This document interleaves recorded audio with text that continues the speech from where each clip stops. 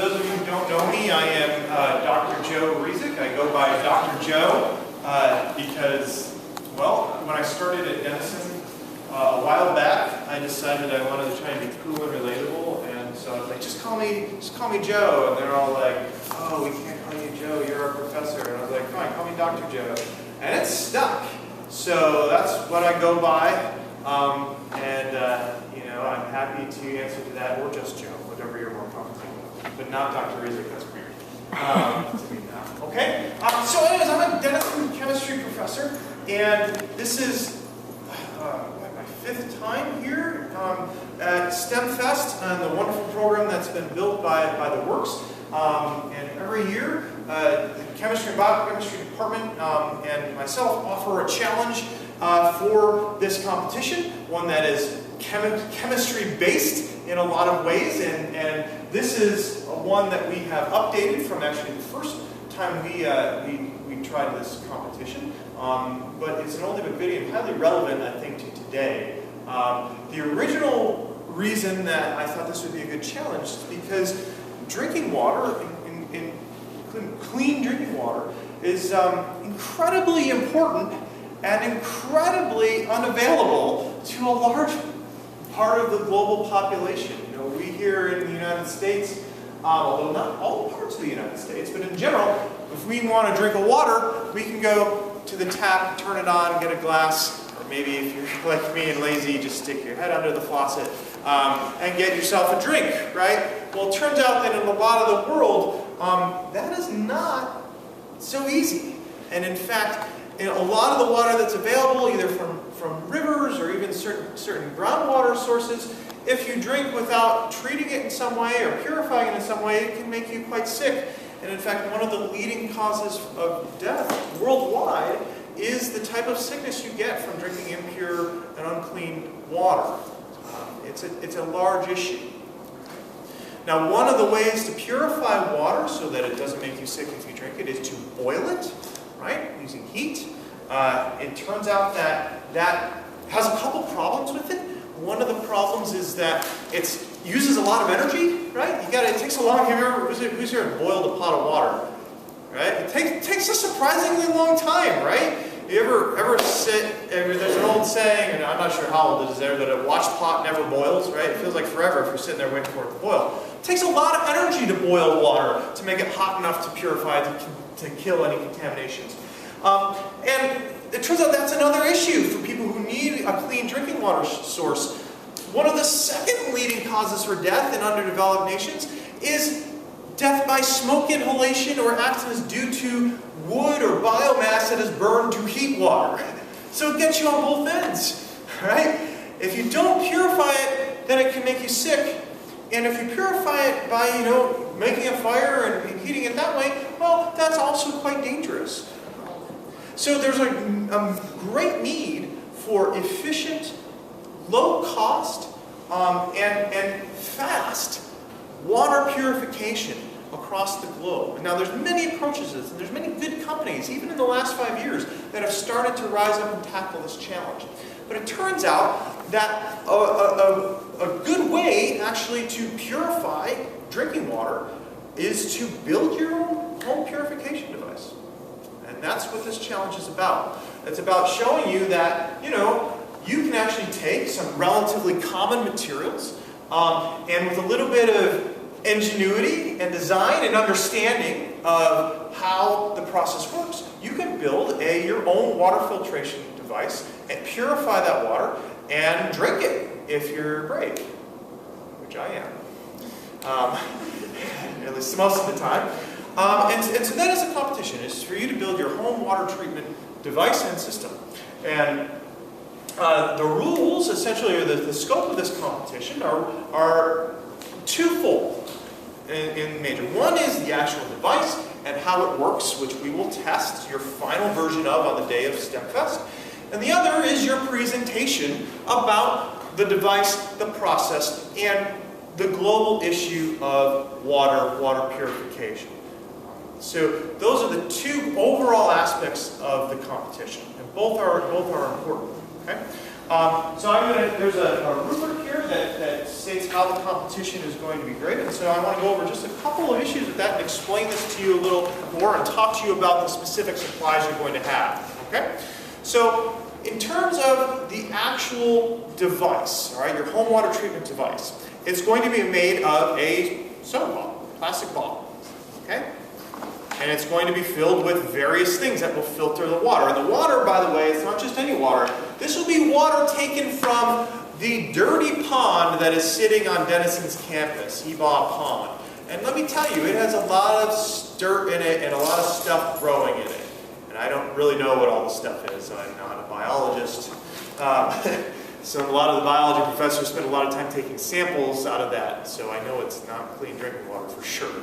But that's the water you're going to get. And so you're welcome to drive over to the Denison and get some of that water if you want to test your device. Probably you can just put some dirt and stuff in water to initially test your filtration device. But I will say that if you do a couple iterations in January, there's usually a day where you can come and meet with me and I can kind of look at your initial designs and I'll bring some of that water then if you want to kind of do a test run of some of the things you're doing. So you get that actual water to test. You're always welcome on Denison campus to steal our pond water. I mean, maybe don't tell our president that. I don't know, maybe it's, I think no one knows, no one's hurt. Be careful if you do it. In fact, I would say have your legal guardian collect the water for you if you collect it because it's muddy and it's cold right now. Anyways, that's the water, and you know, your job is to build a device that filters out all the mud, all the dirt, all the grime, all the biological bacteria, or not necessarily, you're not going to filter out bacteria, but any algae that's in there, any plant life that scoops up in there, that all needs to be filtered out by the sediment that you put into your filtration device. Now there's many different options. You are not limited to the options available in the kit, but I assure you a very good device can be made using only those. All right? So you have, Rory I'm sure knows this, but you have unlimited supplies. If you use it, we'll give you more, right, Rory? Yes. But use it sparingly because... I got plenty of sand and gravel. There's plenty of sand and gravel, that's right. So, but one thing you're going to have to do is research. How do these types of filtration systems work? It turns out that the materials for this filtration is actually similar to the materials that are used in, say, the Licking County water treatment plant.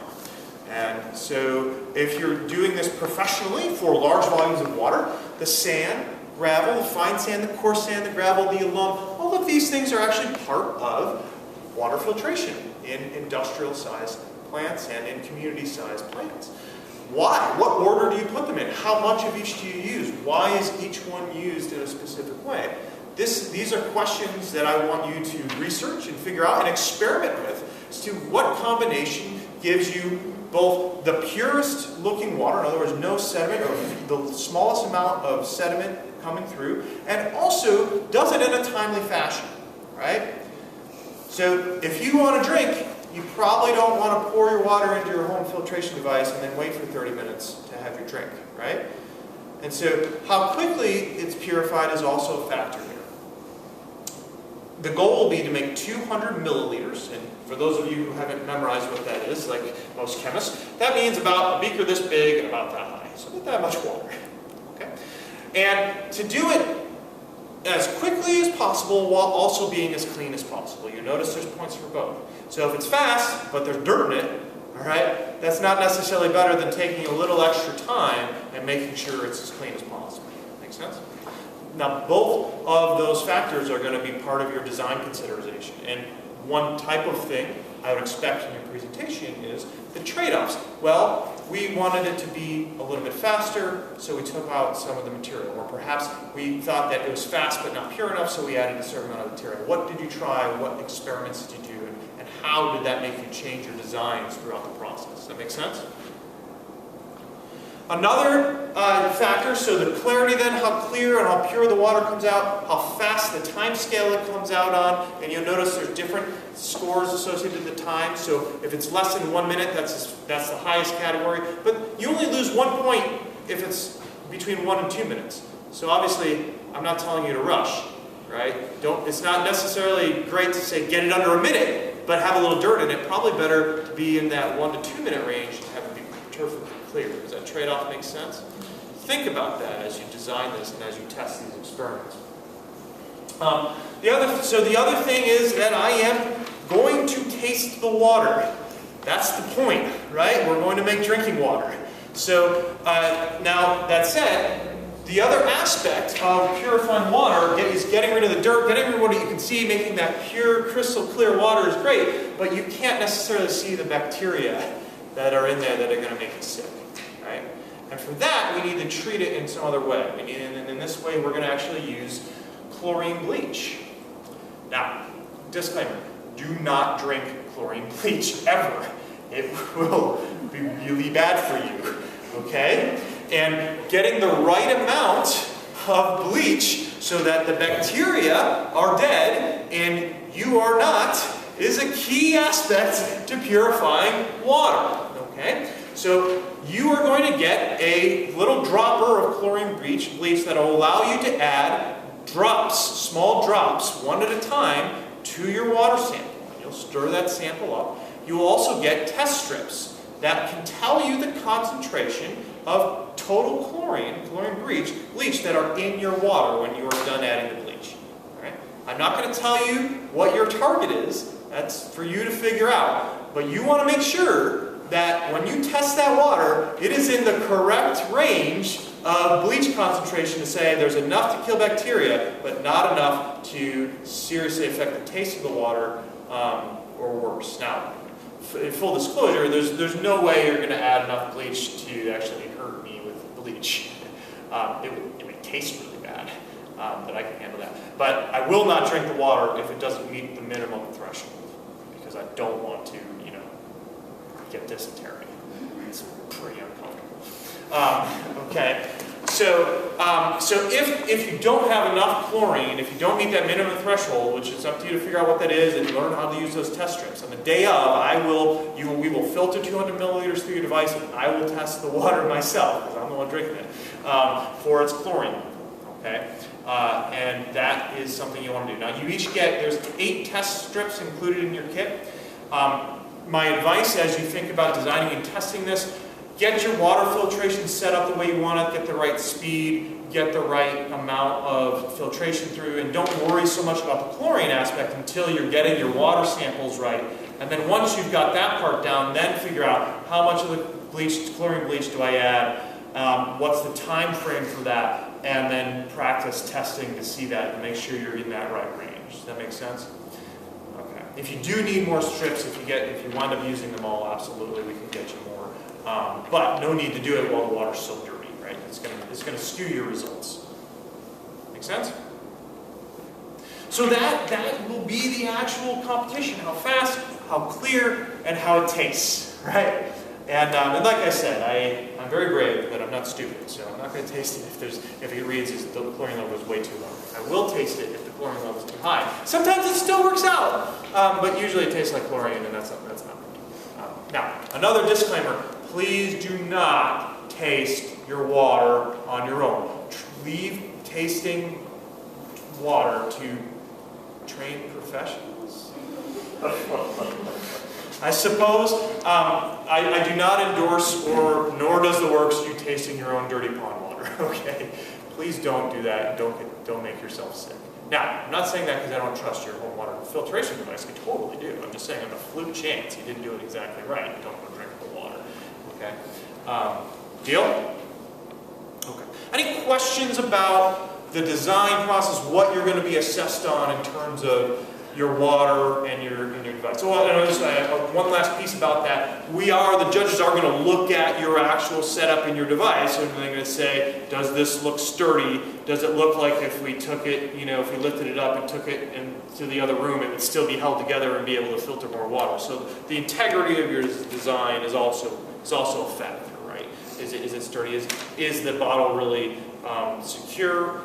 We will test your bottle. We will give you a ring stand, actually place it in and test it, so we'll hold it. But is there sand coming out of the bottom of it, right? It sounds silly, but it's actually, you've got a filter in there. You've got to make sure that it's not leaking, right, over time as it's sitting there. So make sure that it's well constructed and thoughtfully constructed. So those are the action things. So any questions on Yeah. Yeah, filtering media, I noticed you have sand, you have the alum, you have this, that, and the other. Are there any other options as far as filtering? Yeah, so I'm double checking, you said you could use different. Look, you are allowed to use, as long as you tell us what it is in your presentation, you're allowed to use it. We are not going to provide any other filtering media, because the ones we're providing, they are enough to do an excellent device. That doesn't mean you can't try other things. In fact, I'd love to say, if you have access to, I'm not going to make any suggestions per se, but if you have access to other stuff that you believe would make a better filtration device for whatever reason, then absolutely, I think that's fine. So totally up to you. Rory, do we agree with that?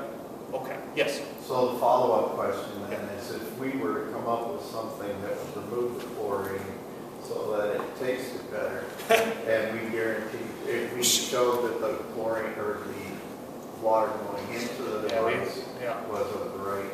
Yeah, so as long as during the correct time frame, you can show me that the chlorine level has reached an adequate amount to kill the bacteria, then what you do after that test is fair. I agree. So if you want to do some sort of post-chlorine test treatment, I am fine with that.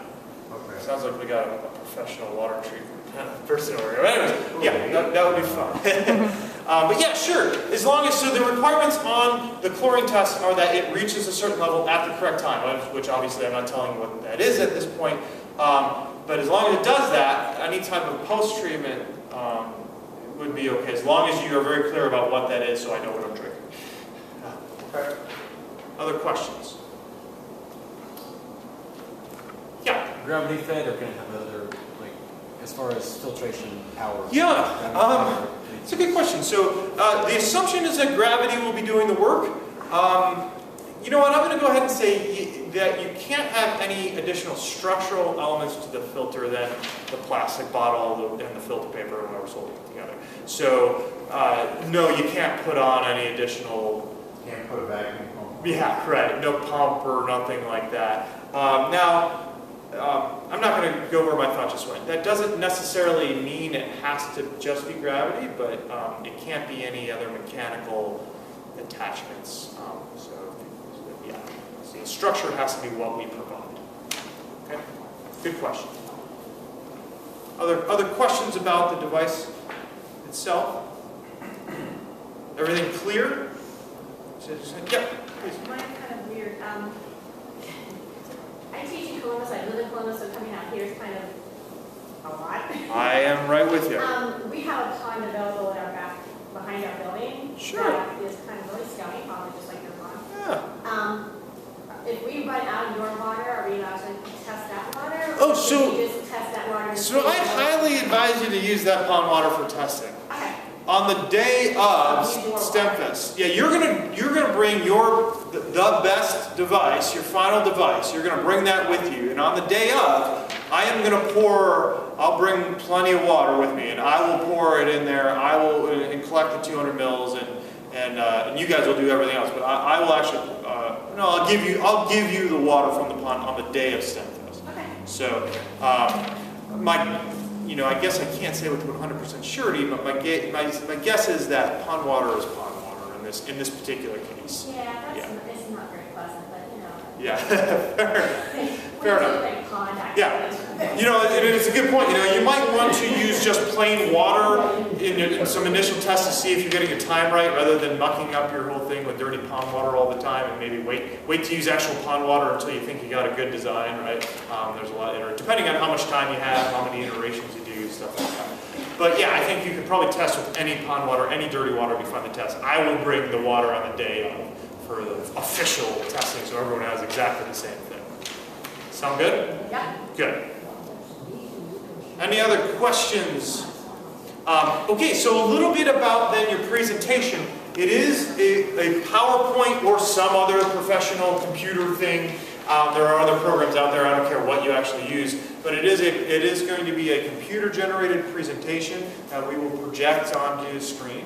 So that's number one. And then Can I make a recommendation on that end on our end? Yes. We do have Wi-Fi. It is spotty. do not plan to use just Google Drive or just Prezi, it may not load on the day you are here to present. So let's go ahead So and have say- a backup plan to use it. If you use Google Drive to create it, that's fine, but you need to create it as a file that you download to a jump drive so that you have a backup. Let's not even call it backup. Let's say bring your presentation on a physical device of some kind, be it your own computer or a USB drive or something, so that we don't run into unexpected download problems. Deal? Okay, I like that. Yeah, Am I question? presenting in this room or like? Probably, I don't know. We have not assigned rooms yet, The we don't rooms for know. final presentation have yet to be assigned. Yeah. Because you can play the videos in here. Okay. I think you can do that, and we could probably work out any computer-generated video. You could probably. We have speakers that we will attach, Okay, because last year I did a lot, so. so. Don't make. Excellent. Okay, so in terms of the presentation, there's a couple elements I want to point out of it. First of all, this is a science competition, all right? And science needs to be communicated, or really, it's hardly worth doing. And there's, that may sound extreme to you, but in fact, it's really kind of true. It doesn't matter how good or how useful new science is. If you can't communicate how you've done it and how it works effectively, no one's going to use it. No one's going to want it. No one's going to believe in it, right? And so that's why this presentation is actually a large part of the competition. Part of this is explaining the thought process behind where you started, the research that you did, how you came up with your designs, the iterative, especially, that's actually quite important. What did you change, and why did you change it to make a better device? That's really at the heart of science for me, is having an idea and trying that idea, and then paying attention enough to figure out how to make that better, and understanding enough to do that effectively, and doing it over and over again, and failing over and over again, and scratching your head and saying, why didn't that work when I changed it? It should have. And then persisting through and figuring out what it did. That's a huge, huge aspect of this. And so I want to see that in your presentation. In addition to that, you'll notice some other presentation elements. Of course, it needs to be well organized. It should be engaging. There should be full participation of the group in the presentation and in the process, right? Make sure that it's not, or try to make sure it's not dominated by one person and other people are just kind of standing up there. We want to see full participation from everyone engaged in this, if possible. And the other thing is, we want to see a little bit about kind of the background from the problem and also opportunities, career opportunities. Like, what out there is there? What is out there in terms of jobs, in terms of doing this professionally, right? And now that can be, you can take a very wide lens with that. I mean, water purification and using water and understanding it could be anything from a hydraulic engineer to civil engineer to, employees at water treatment plants, quality testing. There's so much out there. See what you can find. See what creative avenues are available through really understanding the science and the engineering behind purifying water. Because I guarantee you, the world was going to need this more and more. Not only in developing countries that don't necessarily have access to clean drinking water on a regular basis, even in our own country, we're going to need to start thinking in certain aspects, California being one, where they're going to continue to encounter drought conditions that has never been seen before in terms of the history of our population of this continent. And we're going to need to find creative ways to deal with, move, transfer, purify water, even in our own country. So this is a big issue. It's a global issue. It's one that I hope you have a lot of fun researching and thinking about and presenting. Any other questions? Yeah. Can the PowerPoint presentation be 10 minutes, or do we have to allow time for the water to be filtered in that 10 minutes? The water will be filtering while you're presenting. So the presentation can be a total of 10 minutes, or it needs yes, to be the shorter? presentation. A little shorter for questions. The presentation can be a little shorter than 10 minutes because we want to give the judges time to consider and then ask questions. We have a 10-minute slot, and so our presentation should be closer to 9. You will technically have a 12-minute slot, Okay. but I would like you to use 10 or fewer. to make Okay. sure that we, Let's say your presentation should be 9 minutes. 9 minutes. No more than 9. 9 minutes. So yeah, efficiency counts. And now, don't be wrong, I don't think that's easy. There's a lot to pack into that 9 Right, minutes. that's why I'm There's no asking. doubt about it. Yeah, but you know, one of the things that this program has become unbelievably and wonderfully successful. One of the downsides of that is we have to get through everybody in a reasonable amount of time. And so yeah, one of the challenges of this is effectively communicating in that time frame. That is definitely true. Yep, very good. One other piece I will add, it has traditionally been true, and it is true here. Any high school student that registers for this particular challenge, for the water filtration challenge that I help with, is eligible then to also apply for a summer research internship in my research lab at Denison. So that is just something else that's out there. If that's something that sounds appealing to you, keep that in mind. It has nothing to do with how well you do in the competition necessarily, because there's a lot of factors into that, but the fact that you're entering it, curious about it, engaging, thinking about it, makes you eligible to then apply. The application process is something that we will follow up with post STEMfest competition. But I just want to throw that out there. And I do that because I believe in the power of this type of project, and you guys engaging with it, thinking about it, learning from it, and I really want to then kind of follow up with that with more opportunities if I can. So just throwing that out there. Rory, is there anything I've missed? nothing on my end. Anybody have any additional questions for Dr. Joe? You good? Does this sound interesting to you guys? Good. I think it's a lot of fun. And I hope you do a really good job, because I'm going to trick this. But if you don't, that's okay. Science is hard. Experimentation is hard. The point is to get in there and to learn and to hopefully have a little fun doing it. Good luck.